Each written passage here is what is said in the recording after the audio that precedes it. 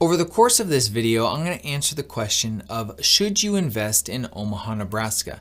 Now, with everything that's been going on with prices just going through the roof, with inventory being so low, I've had many people ask me, should I invest in this market? Well, we're going to save that for another video, but in this video, we're going to be going over the pros and cons of investing in the Omaha, Nebraska real estate market. We're going to be covering real estate law and if it favors tenants or landlords.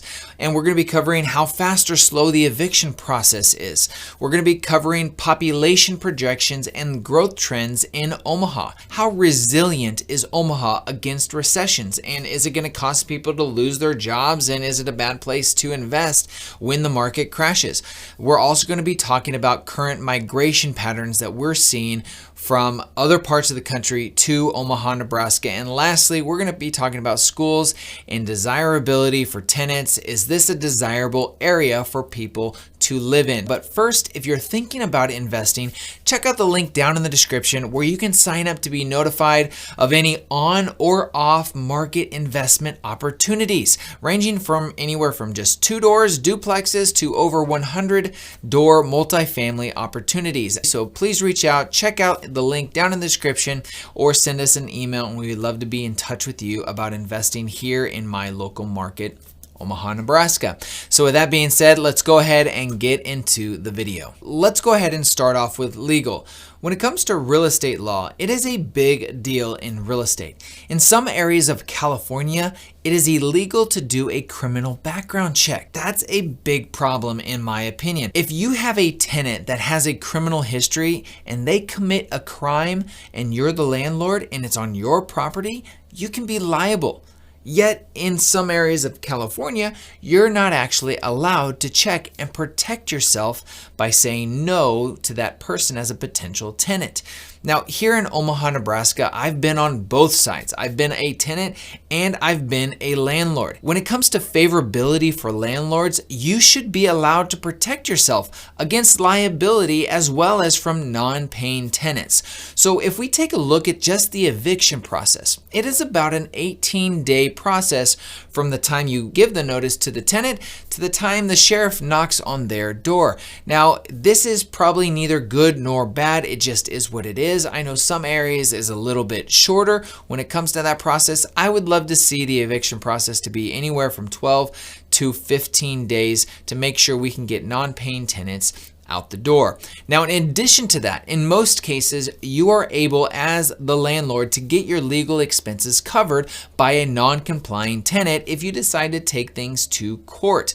But just as tenants have the responsibilities to landlords, so do landlords to tenants, and tenants have the ability to bring things to the court as well. But I would say overall, with everything that's been going on with the last pandemic that we just saw with COVID, I would say that Nebraska is really landlord friendly. I'll put a link down in the description actually where you can check out the Tenant Landlord Act for Nebraska down in the description, and you can get a better idea of what that may entail for you. Let's move on to the population growth rate. This is really interesting. In the United States, the annual growth rate is about 0.4% annually. Now, a strong growth rate is good for a local economy as well as just demand for multifamily units. If you're interested in building multifamily units, you want to know that it's growing in that city.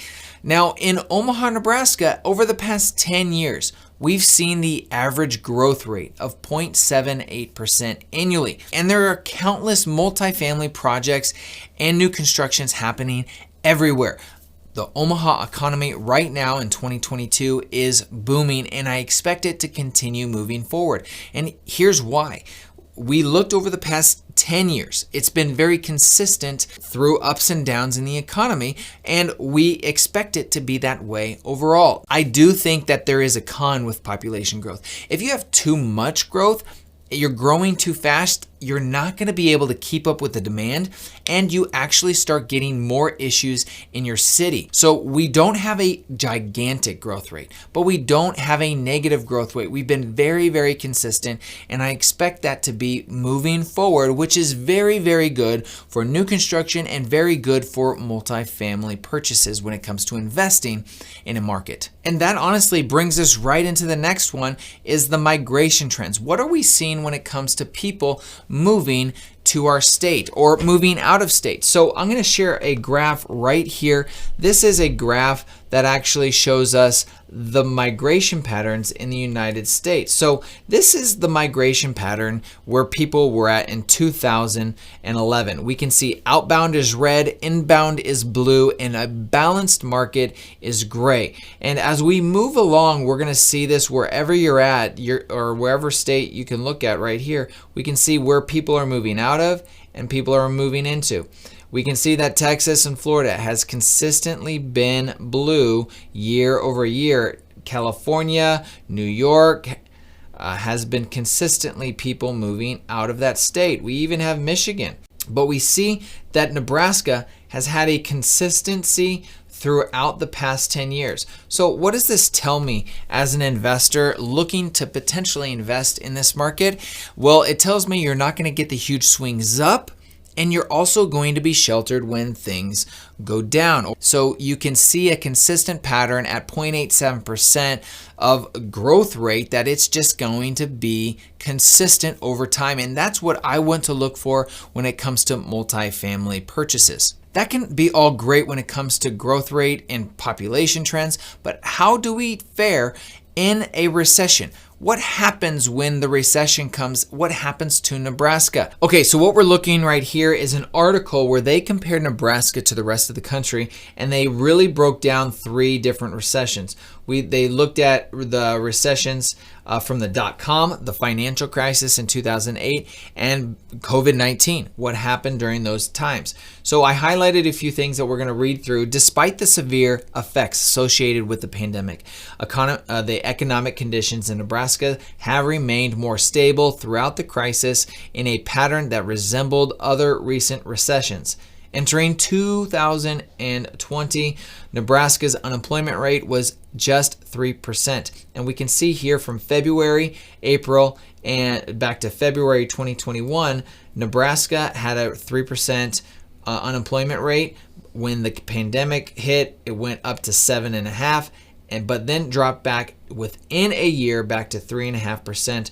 We're seeing across the United States that it did not drop back down all the way. We're still seeing lingering effects of what's happening in the economy. Now, job losses in Nebraska were smaller than many other states in comparison, which is really, really good to see. We also see that job growth by the state, when the pandemic hit, we saw this drop, and we saw it increase very, very quickly compared to some other states like Nevada and Hawaii. Wages in Nebraska's metro counties have declined in each of the past recessions, but also significantly less than other nations.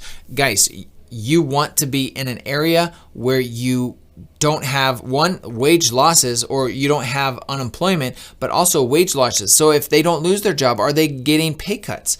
Well, when you look at here, we're really interested in the red, the Nebraska metro. So you're really not going to invest in rural or non-metro areas. And during the .com, we saw wage changes change less than 1%. During the financial crisis, about 1.5% change in wages. And during COVID, it was just about 1% compared to the rest of the country, where there were significant changes in wages. I also want you to take a look at the service providing industries. Nebraska's service-based firms have weathered each of the past 3 recessions better than the nation, in a pattern resembling the state's economy more generally.